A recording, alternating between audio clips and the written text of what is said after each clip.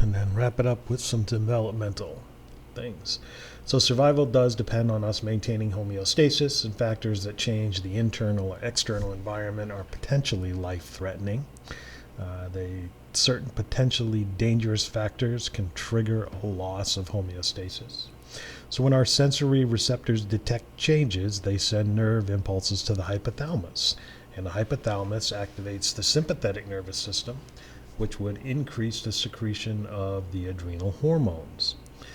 Factors capable of initiating that response are known as stressors, and stress is the condition that's produced in response to a stressor.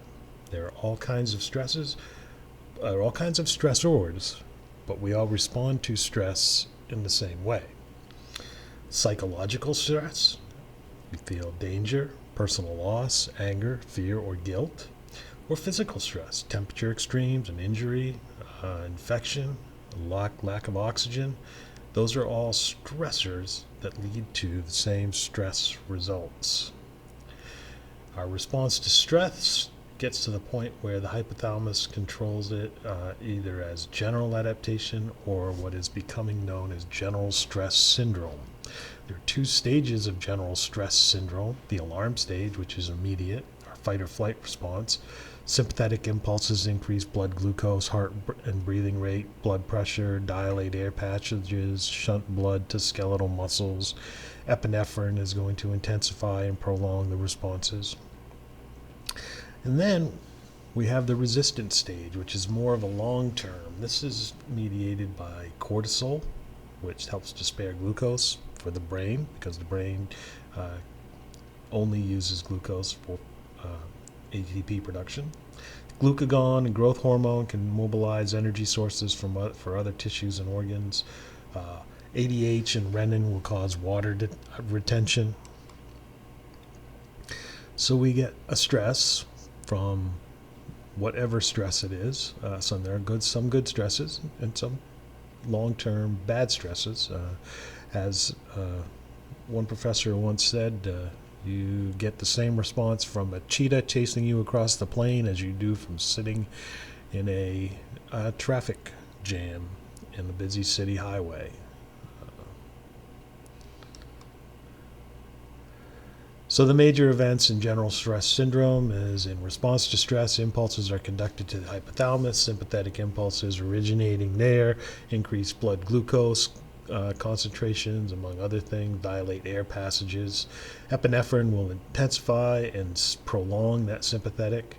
Hypothalamus will secrete CRH, which will stimulate the secretion of ACTH by the anterior pituitary, and ACTH works on the adrenal cortex.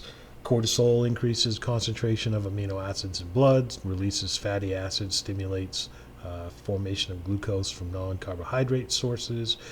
Glucagon from the pancreas, growth hormone from the anterior pituitary go up. Glucagon and growth hormone mobilize energy sources.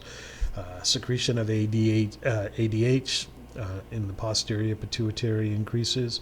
ADH promotes retention of water by the kidneys, which increases blood volume. Renin will increase the levels of angiotensin II, which acts as a vasoconstrictor, stimulating adrenal cortex. Then you stimulate aldosterone retention, will stimulate retention.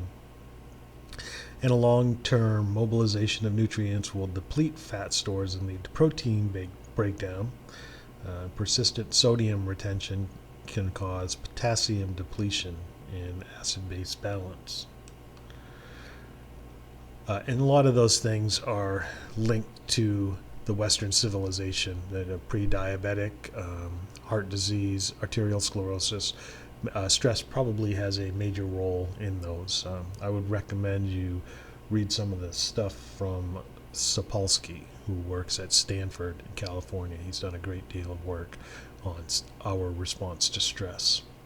Over the course of our lifetime, the endocrine glands will decrease in size. Our muscular and skeletal strength will decrease as growth hormone levels decline. ADH levels tend to increase. Calcitonin decreases. That really doesn't have much of a role in osteoporosis, but I don't want to contradict your book on you. That may had questions about it. PTH levels are important in osteoporosis. PTH is very important in regulating calcium levels. Insulin resistance can develop. That's that type 2 diabetes. Melatonin secretion can upset your circadian rhythms. Thymosin production will decline, and without T cells, you could have the chance of an increased risk of infection. But still, getting old is not so bad. I'm going to keep trying to do it. All right, that covers the endocrine system.